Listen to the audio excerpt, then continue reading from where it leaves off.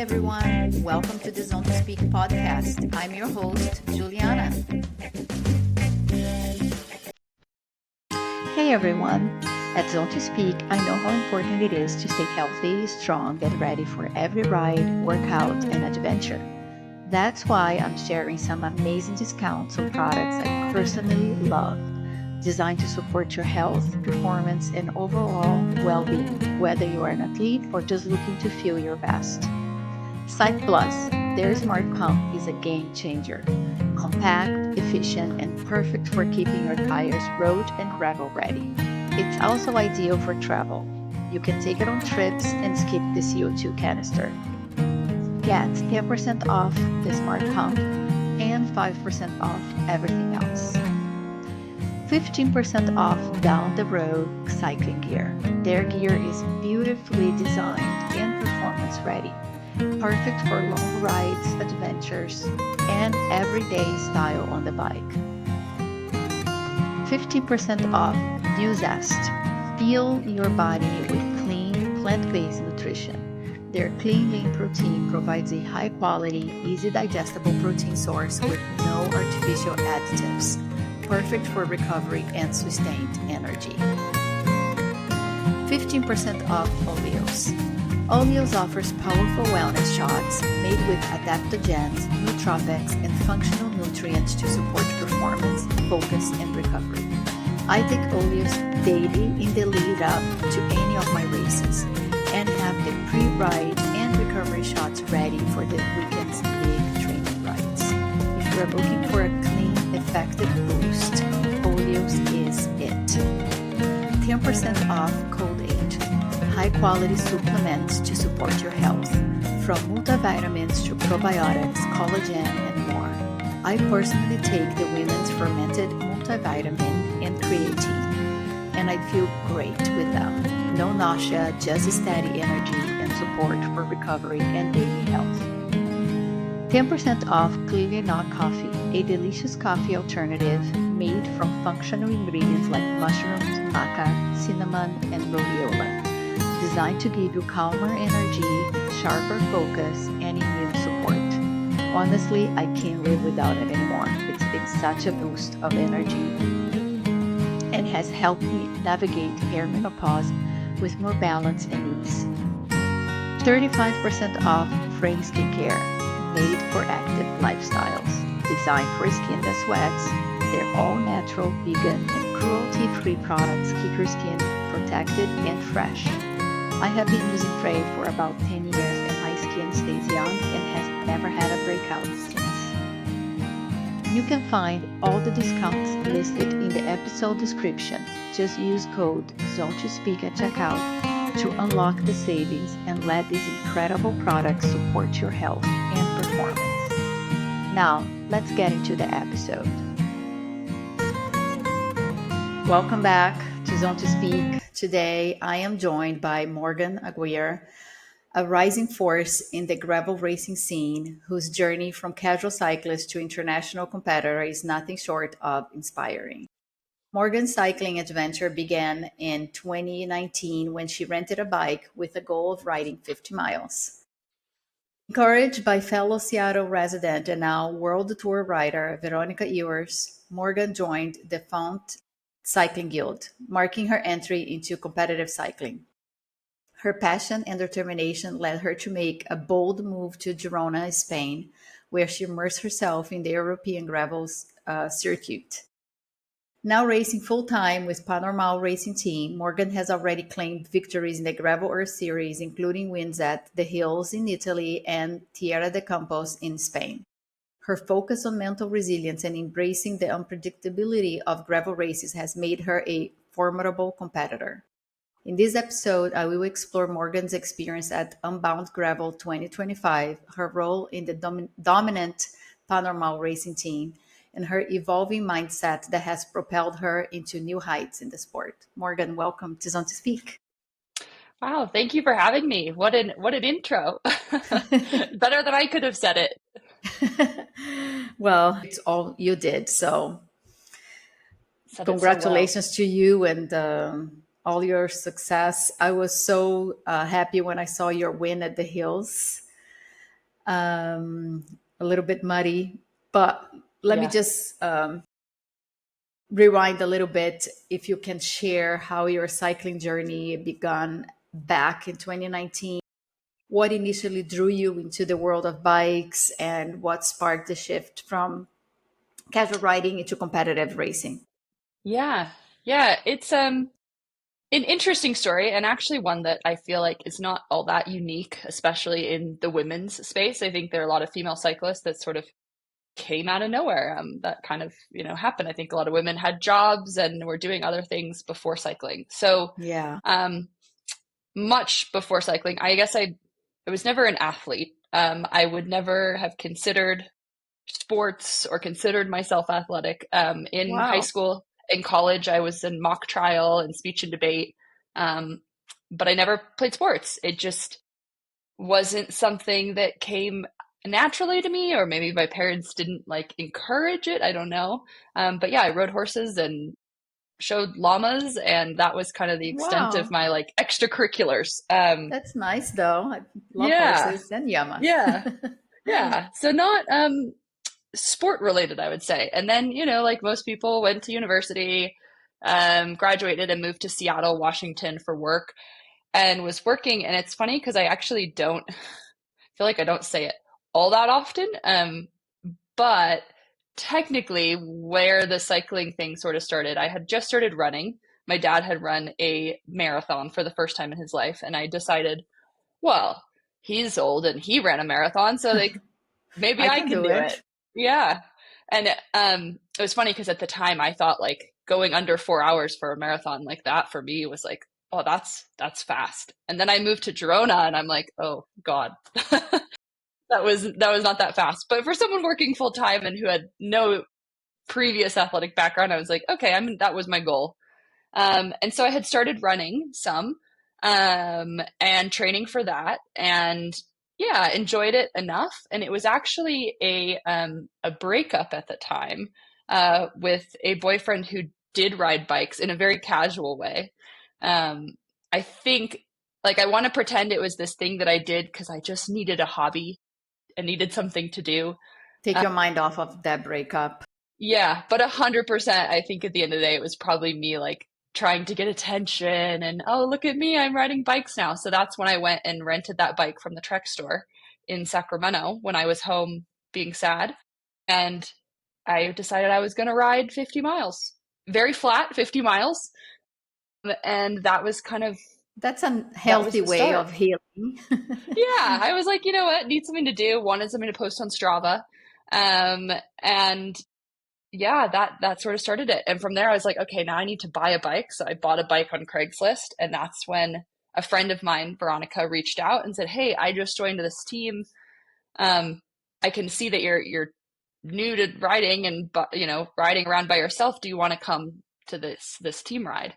And that definitely was what kicked it all off. So I would say I there wasn't much time between being a casual cyclist and being a maybe more You competitive. I think immediately jumped into the into racing the wagon. Yeah, I joined this club, and it was just like that's what people did. We did local races, we did lots of group rides. They were training, and I would go to the group trainings.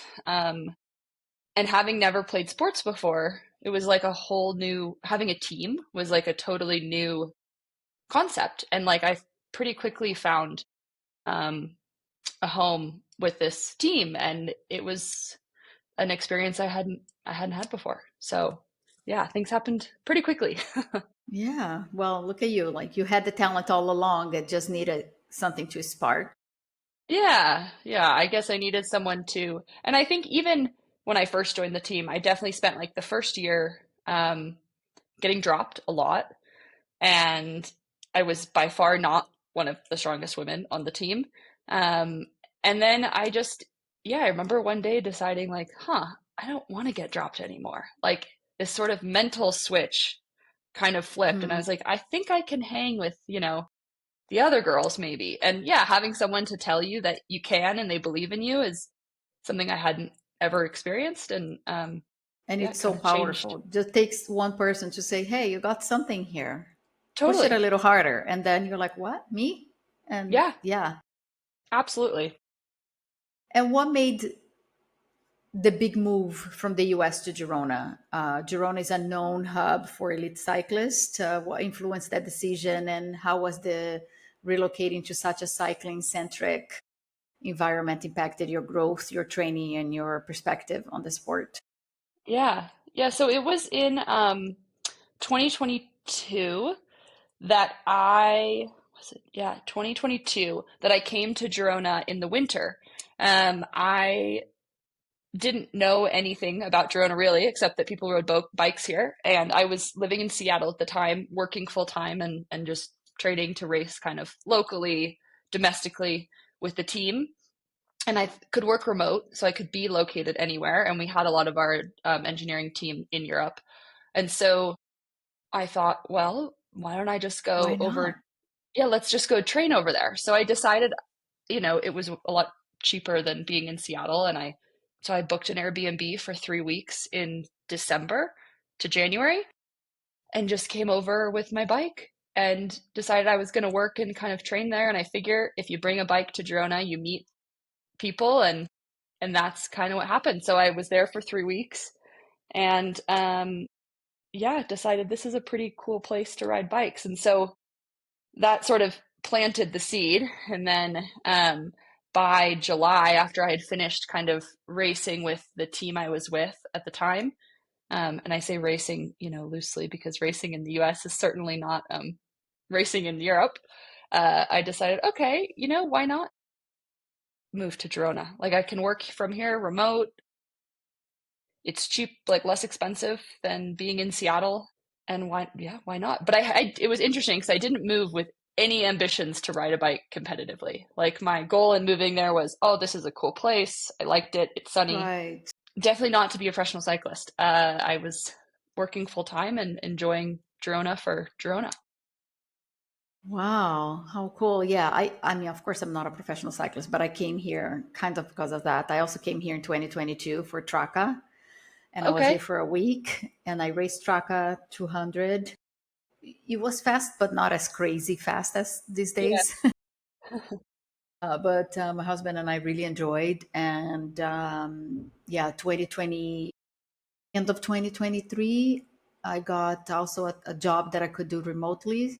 So we Hmm. were like, let's go to Girona. Yeah, Yeah. So we moved here 2024. Yeah. totally. Yeah. It's a good spot to be. And then I think, I'd never considered racing on. I didn't move here considering, oh, I was going to race on the road because when I did move, obviously I was not at a level that was even a thought. I knew that the racing in Europe on the road was next level. And so I thought, oh, well, I could like join some of these gravel races that are around. And that's when I think my first one was Rancho when it was a UCI race and at very end of 22, I think. Yeah. I think that's the Yeah, end of the season, right? That it one would have been closes the October. season. Yeah. Yeah, I think October maybe of 22. And what happened between moving to Girona and then, I mean, you're on one of the top gravel races in the world. Like, how did this happen? Well, that's such a crazy thought. Yeah, so I Rancho Gravel happened. That was my second ever gravel race at the end of 22, and I liked it. I enjoyed it. I think I ended up maybe fifth or something overall. I remember being shocked and amazed by Danny Shrewsbury. I remember watching her like pass me with this group at like speeds I had never seen and thought, wow, she's so strong. This is crazy. Um, yeah, that was kind of my intro to gravel. And I just decided, you know what, I want to keep riding my bike. And it was actually in the middle of that year that I was laid off from work. And so I ended up with a good amount of severance at the time. And I thought, well, this is, severance to live in the States. I'm living in Girona. This is going to go a pretty long way here. And so that's kind of when Yeah. I decided, maybe I could ride my bike a little more and see what happens. And so I spent 2023. Um, I think I did maybe 4 or 5 races and just was basically spending my severance money to go kind of ride my bike in some interesting places. And yeah, I don't think even in 23 I thought, oh, you could make money riding your bike. That still was not a thought I had. And then Wow. 24, at the end of 23, I ended up finding enough cycling, and they were willing to support me in my cycling. It was obviously not paid, but I was at least not spending all of my own Yeah, money to go that's race. nice. You had the Someone was bike, the kids, and then support traveling. support traveling. Exactly. Great. And so that was kind of my goal. 24 was like, 23 was me spending all my own money. 24, I was like, okay, maybe I can find someone to pay for some of my travel. And then this year, 25, I really decided, okay, maybe I can pay my rent riding bikes. I wouldn't say, the goal was to have any excess, but it was, can I cover my living expenses? And so it's definitely been a steady, like, kind of progression that I don't think I ever planned. I don't think in 2023 I could have ever thought of myself being here. But now I'm really trying to think about, okay, what does 26 look like and 27? And like now I really am trying to like make plans. Yeah, I think you should because you're doing really, really well. And Thank you. what a blessing that layoff was, right? Put you Yeah, on a completely different path. yeah, absolutely. I think about that sometimes. Also the renting the bike from the Trek store. I mean, had I not broken up with that boyfriend, I don't think I would have ever touched a bike. I don't think yeah, life Yeah, would look very sometimes we different. don't. I mean, not sometimes. I think most of the time we don't have the big picture. And then when you look back, it's like, oh my God, everything makes so much sense, Yeah. Yeah. And it's right? crazy to think how like that one little thing or one It's a thing just catalyst for something huge. Yeah. everything. Yeah. Yeah. Crazy. Let's talk Unbound. So, Unbound Gravel is one of the toughest races in the world, gravel races, I should say, mentally, physically.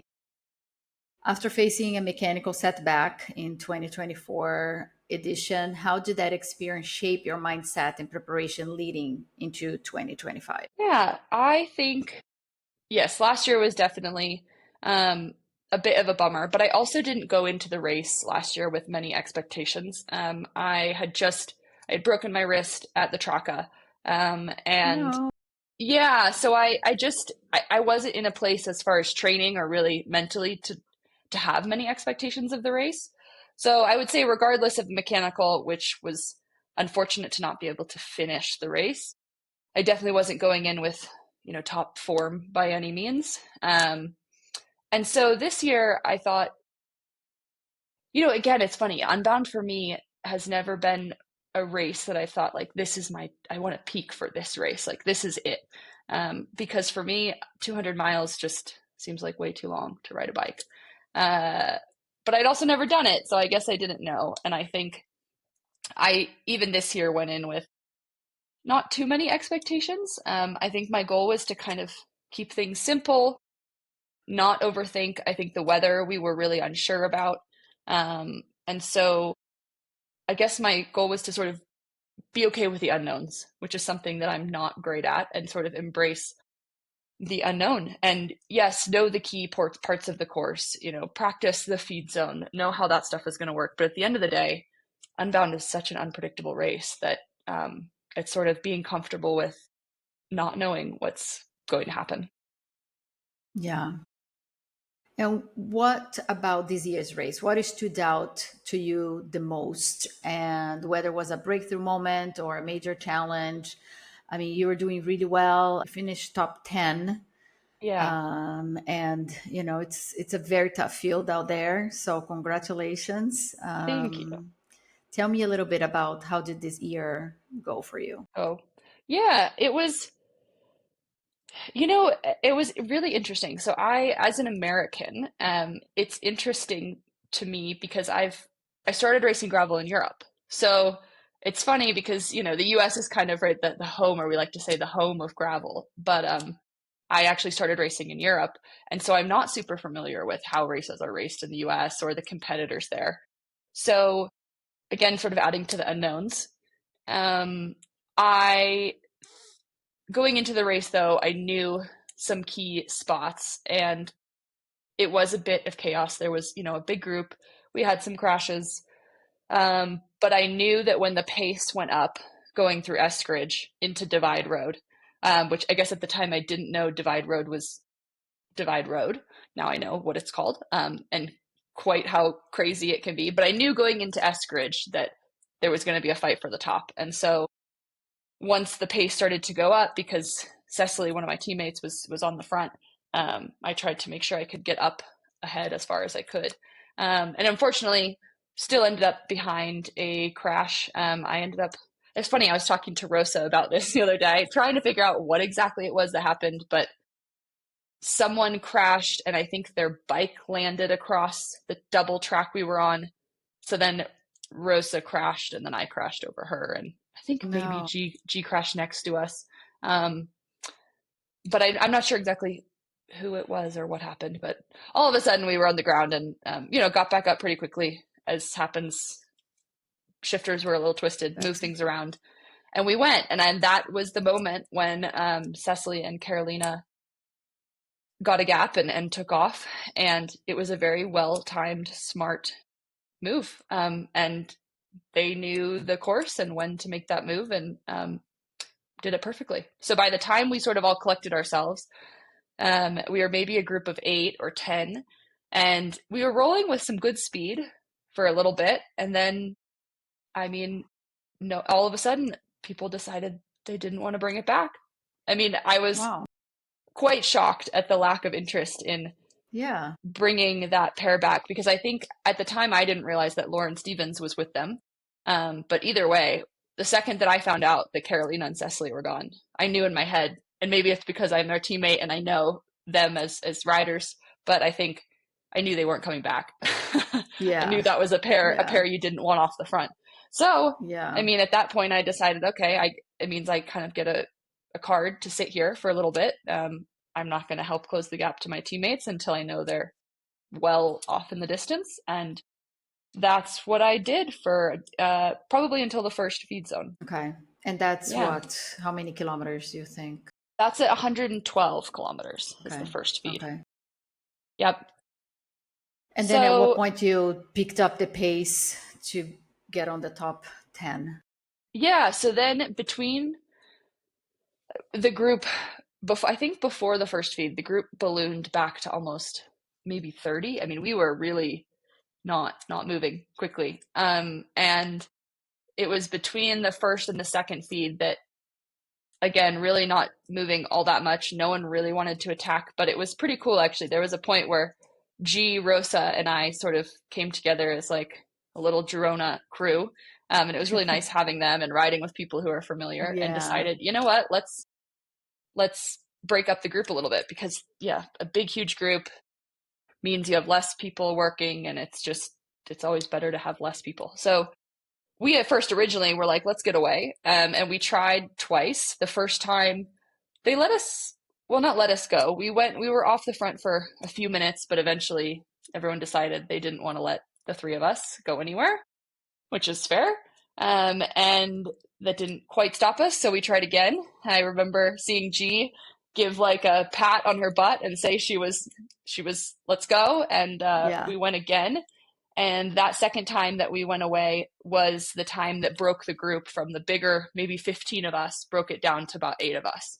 Um, and that was just after the first feed. So we ended up with this group of 8 of us for about most of the time between the first kind of and second feed, and then a bit out of the second feed. And it was at kilometer 65 when there was just kind of yet another kicker that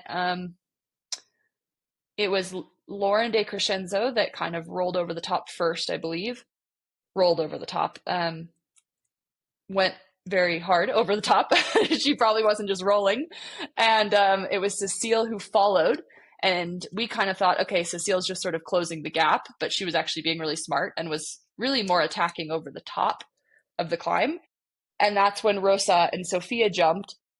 And I don't know if I was just a little too far back. The gap was a little too big for my legs to close it, or they just weren't quite there in that moment. I don't know. But that's when the split from 4 and 4 happened. The unfortunate part was that it was me and this woman, Sarah Lang, who I was riding with, and then Annika and G. Annika and G had their teammate Sophia ahead of us in the group of four. So what Yeah. really played out was a group of four against two, because Annika and G weren't going to do anything to close that gap. So yeah, we gave it a good try, Sarah and I, for a while to close that gap down. But in the end, the four of them and the two of us, it didn't happen. So that was kind of the split of the day and the moment I keep sort of replaying in my head. Yeah, What a day. Well, it didn't yeah, help that you were in a crash either, so that blows. But at least yeah. nothing major happened, then you could keep going. Yes, yeah. And I think, I know there's a lot of talk now about like, oh, the crashing at Unbound and all of that. And I think, yes, I did get lucky. I mean, I was able to get back up and twist my bars and keep going. And I know some people that wasn't the case. But yeah, as the peloton grows and the field sizes increase, I think crashing is more and more just a part of what happens at the beginning of a hectic race when it means a lot and everyone's stressed. It can happen. I mean, you see that on the road, obviously, quite a lot. And you mentioned you started racing in Europe. Racing gravel in Europe versus the US can be very different beasts. What do you think are the biggest adjustments you would have to make in adapting between European and US gravel scenes? Yeah, I think the distance is very different. I think there are a lot of longer races in Europe, but a lot of these, like especially the UCI races, tend to be much shorter, punchier races, um, compared to what we sort of see over here. But I think in general, I feel really lucky to have started in Europe and then go to the US. I think the technical skills, the positioning, the sort of tactics that you learn while racing in Europe, because roads are narrower, I think more people are coming from a road background, um, really only help over here when you have wider roads, less turns. Um, yeah, it's definitely a different way of racing, but I think um, it was funny coming to Unbound. I think I'm constantly used to like comparing my descending skills to, I look at G and Rosa, who I ride with, and, Danny, and like these people in Girona who are excellent descenders. And I'm constantly like trying to get to that level. And then I come to the US and I'm like, I'm good oh, at this. I'm I'm really pretty good good. at descending. Yeah. I'm like, oh, okay. I'm like, I'm just comparing myself to like the best of the best. So that was a pretty That's welcome good. That's a surprise. Not feel that the good descent, moment. Yeah. yeah, not that the descending in Unbound is anything crazy, but I think if you learn to ride gravel in Girona, I don't think it gets much more technical than that. Yeah. Yeah. Um, yeah. I ride a lot with my husband, and I like to say I have okay skills. I mean, doesn't compare to you guys racing, obviously, but yeah, sometimes it feels like I'm a kid, because I would be scared, and he'll be like, "No, go back up and Yeah, do it again." I'm like, yeah, "No," yeah. but It makes that's a difference. it makes a difference. Yeah, you have to break that fear and then start getting the skills, and yeah, Yeah, and it feels good when you have the moment when you're like, "Okay, actually, I can handle my own." Yeah, totally. And I think, yeah, even road racers would say this. I remember talking to Veronica once and her saying like, I think it was a couple years ago, how quickly she had to improve in descending because she said being a climber means nothing if you can't descend. Like if you can climb with the group, but you're going to get dropped on the descent, it doesn't matter. yeah, And so, yeah, I think um, learning how to go up, down fast is just as important as going up quickly. absolutely, yeah. You are racing with Panormal now, a team that has been making serious waves in gravel. I mean, dominating it. Yeah. What does being part of the team mean to you, and how has it influenced your performance, confidence, and race day mindset? Yeah.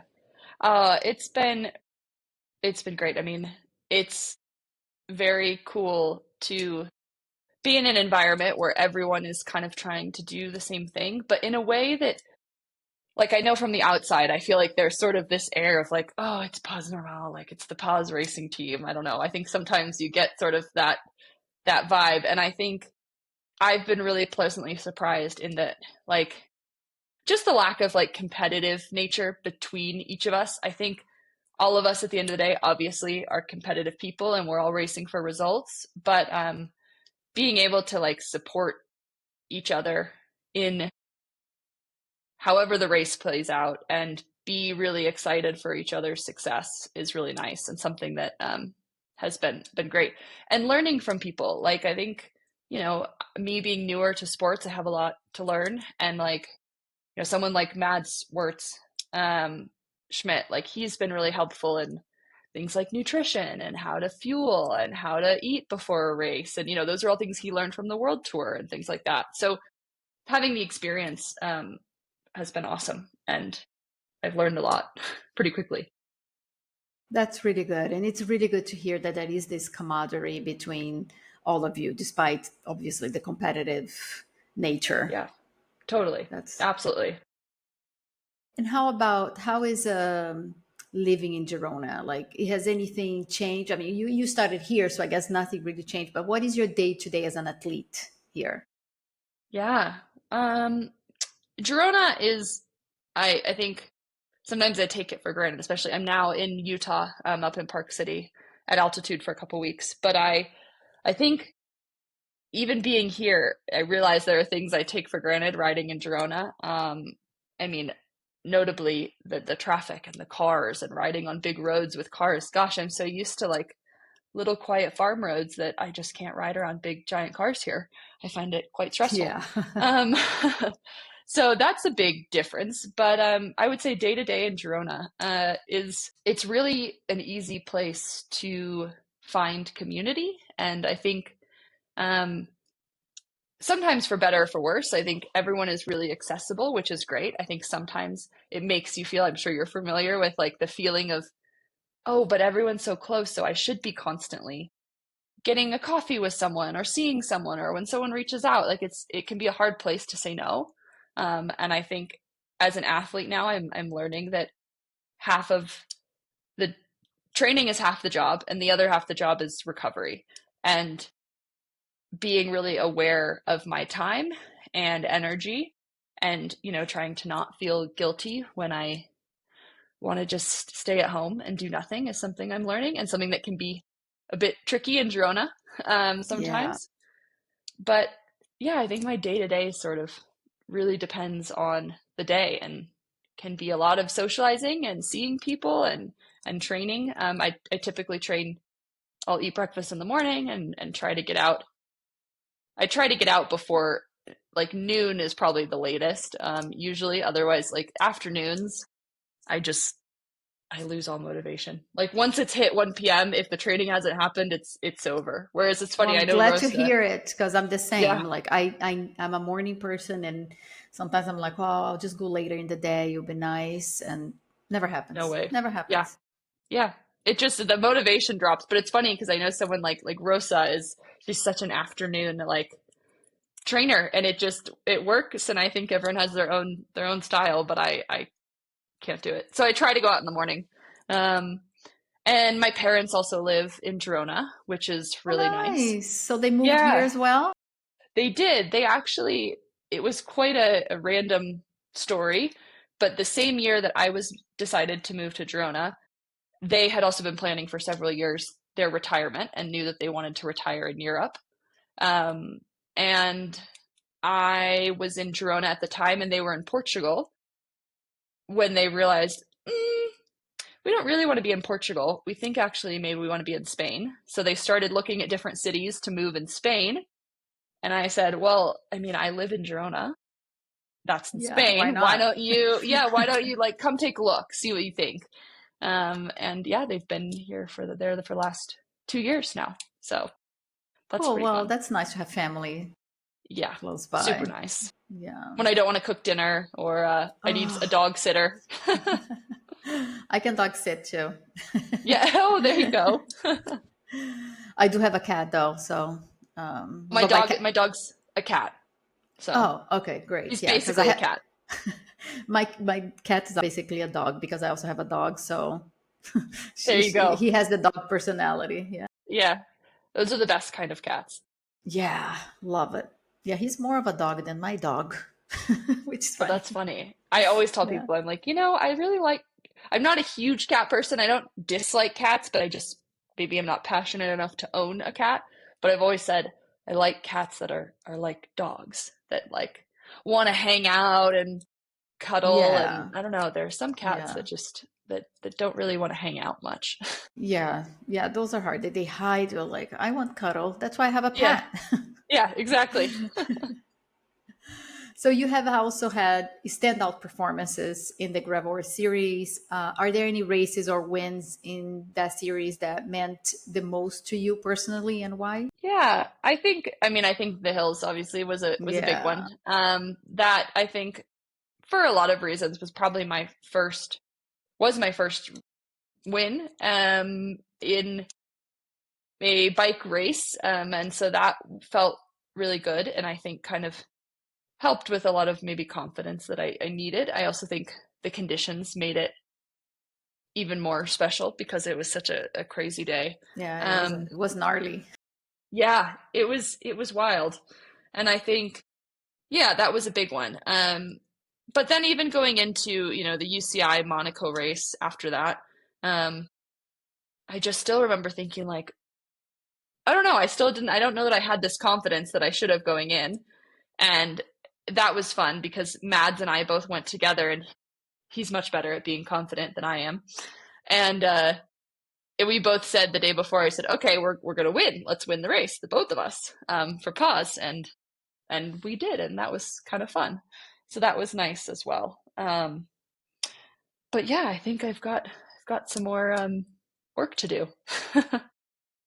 Well, I think you're starting to see results, and very happy for you. You train with John Wakefield, right?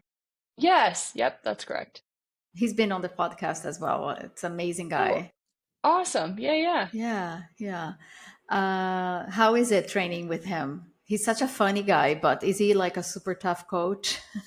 Yeah, it's funny because I won't say that I have a ton of experience with coaches to know, one versus the other, but I obviously really enjoy working with him, and I trust him, and you know, trust what he puts in the plan is the thing to do. It's worked so far. But yeah, John's he's definitely a no bullshit kind of guy. Like if you need a Yeah, little like um, fluff around the edges, that's probably not him. I think he's just nope. too busy for it. um, but no, he does a very good job trying to keep my head screwed on straight, and it's been interesting um, because I think with him I've learned how to train. I think before I had a coach for about a year before, and I did a lot of like every interval session was like max efforts. We're always trying to get Wow. PRs. We're always, Wow. and so I think John was the first person to teach me that you don't need to go full gas in every effort. Like intervals don't need to be this Yeah. scary thing. And I think I do a lot more recovering, and then the efforts that I do, I'm able to do at a higher intensity. But yeah, working with John has been fun, and I'd say I'm a pretty simple athlete as far as athletes go. I don't ask too many questions. I mostly just look at the plan and make the boxes on Training Peaks green and call it good. Yeah, I think you said something that for me is, I think it's the most important thing is that when you really trust your coach, and maybe that's why you don't ask so many questions. I think it's good to learn, like, why am I doing this? Why is this important? I mean, I like to know from my coach, like, if I'm going to, he always tells me, if you're going to miss something, don't miss this one. This one is important Hmm. one. But I think the trust between coach and athlete is super important, that you're trusting the process, you're trusting the exercises that are there, the training that it's there for you. Definitely. Yeah. And I think I, maybe if I wasn't having success, maybe I would feel differently. But I think at this point, he knows what he's doing. Obviously, he works with people much more talented than I, Oh, at a I much wouldn't higher say or that, just at a different. much higher level. And so I think, I can trust that if he's out there stringing together world tour wins that he can help me with my gravel racing. And so yeah, it's been good. Sometimes cycling can be isolating. It's a solo sport. I know you have a team and you have your parents here. Are there any other community and emotional support system that you have built around you to stay grounded? Um, yeah, I think, having people both here in Girona and in the US is nice. Obviously, having, my sister and my boyfriend Miki is really helpful. And I think the isolation that comes with being a professional athlete is something that I've been thinking about more. And like I kind of mentioned before, I think something that I have been working on kind of understanding. I think you go through these ebbs and flows, and I think Girona can be a really great place for it, but can also make it difficult. You go away for 6 weeks or whatever for training, for racing, and you come back, and all of a sudden you kind of feel like, I'm so out of the loop. I don't like, it's very easy to all of a sudden feel like, oh, I have no friends. I know no one. I'm out of the loop. What's going on? Yeah. And then you jump quickly back into that community and it's easy to find it again. But I think as an athlete, you go through these ebbs and flows of, you're out, you're racing, you're traveling, and it's hard to keep up communication with everyone or feel like you're sort of socially in the group. And then you come back and all of a sudden it sort of changes. So that's been interesting to kind of learn about, is that it's not just me that feels that way, but everyone kind of goes through these ebbs and flows when you're training, you're traveling, you're trying to recover, and then also trying to maintain friendships and social life. Yeah, it's a balance, and I think you just learn by navigating it Hmm. and find what Yeah. works for you. Yeah. Yeah. And I think just not getting in your head about, and I've even talked about this with friends. I think not getting in your head about the fact that, like, no, all of a sudden everyone hates me. Like, I feel like maybe it's me, but I feel like I can get into that space where, like, oh no, I haven't seen these people in so long. Like, all of a sudden I'm like, I have no friends and no one likes me. And then, you talk to someone like, what? Like, what? That's a weird thought. But it's, you've been gone, you've been away, like you haven't had that connection. Um, Yeah. And I think it's normal, you know. I think even sometimes myself, I'm so busy and then I'm like, I'm a good friend. I'm a good friend. Don't drop me. yeah, yeah. Yeah. But it Yeah. happens to everyone, and Yeah. I think everybody knows that everybody's life can get super busy and it comes and goes in different waves. yeah, yeah. And I think, again, Girona is a good place to find. It's easy to find different groups of people too. Like, one minute you're hanging out with. I think also maybe the hard part about Girona is that because there are so many athletes there, everyone is on a different sort of schedule, and you really feel those ebbs and flows of, like, okay, in the summer everyone is gone, but then all of a sudden in the winter people come back, and then world tour, the racing starts, and then everyone's traveling, so it's kind of a Yeah. hard place to keep track of people. Yeah. It's true. It's true. Yeah. Um, and looking ahead, this season still and next season, what's on your radar? Are there any specific races, goals, any even personal milestones you are especially excited about? Yeah, I think I feel like we've kind of reached that sort of halfway point in the season. um it's a long season. I think looking forward, which is only maybe 3 weeks away now, I am really looking forward to Oregon Trail. I think that's the one race I loved last year. I think stage racing is really fun and not something you get to do very much in gravel. Love that. And Yeah. yeah, it's a lot of climbing, which I really enjoy. And yeah, that'll be a cool race. I also am really looking forward to just finishing out the Earth Series strong, and that's definitely a goal of mine. So between the Rift and the Rancho Earth Final, there's still some work to be done there. And then mixing in some UCI races. Oh, I guess I almost forgot. I'm heading back to the U.S. in August for the Core 4 event and Gravel Worlds. So that'll be exciting. And then next year, I can't say I'm quite sure yet. am really interested in doing a bit more racing in Europe. And I've mentioned a couple times, but the Lifetime Grand Prix is something that does interest me. It's kind of this like what I've sort of seen as like the golden or my guiding star a little bit in gravel. Like it was like when I first started riding bikes, that had just started, and I thought like, oh, that's cool. Like that's something to aspire to. So we'll see what 2026 holds. Do you have to do lifetime or series, or you can either or you can do both, like I think time you can wise and also efforts, you know? I think you can do both, but I personally think that committing to the lifetime takes full commitment. I think if I was to do something like that, it would take full focus. And yes, the key Graveler Series races would be important, obviously, but I think the amount of money and sponsor support that the lifetime requires, I think takes full commitment from an athlete, and is something that I Makes would really sense. want to focus on. Yeah. Morgan, thank you so much for sharing your incredible journey and insights. Your story is a testament to the power of embracing challenges and stepping into the unknown. It's so exciting and inspiring to see that you rented a bike, and what, 2 years later you're a professional living in Europe. Well, thank you so much for having me. Yeah, it's fun. It's always fun to like share the stories and kind of remember them. I feel like I'm always remembering them as I share them, and yeah, it's a lot of fun.